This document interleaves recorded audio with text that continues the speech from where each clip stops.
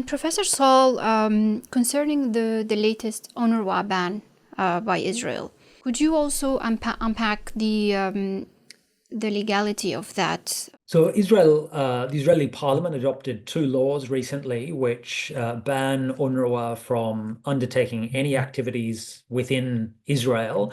Israel, of course, claims that East Jerusalem is part of Israel and UNRWA's headquarters are based in East Jerusalem. So that ban essentially shuts down the nerve center or the headquarters of UNRWA for all of its operations in the Palestinian occupied territories. In addition, Israel passed a law banning Israeli officials from having any contact with UNRWA. And so that, of course, prevents cooperation on issuing visas, on customs controls for the movement of humanitarian goods and relief into Palestine. So essentially, it's an effort to really close down the capacity of UNRWA to operate.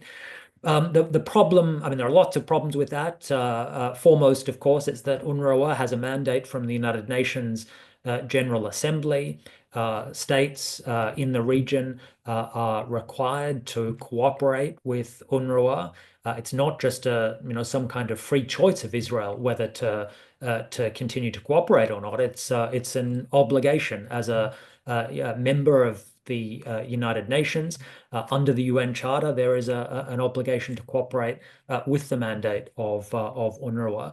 There's also an obligation to respect the international immunities and privileges of UNRWA as part of an international organization.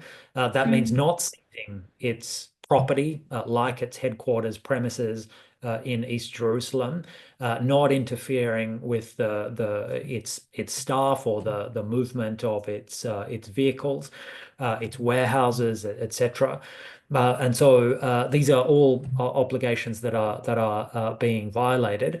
Of course, the General Assembly, the Security Council, the Secretary General have all said, as we have in United Nations Special Human Rights Special Procedures, that the role of UNRWA is absolutely indispensable to the provision of not only humanitarian relief in Gaza, but also all kinds of other essential services in the Palestinian territories more generally, including education, healthcare, and other basic services.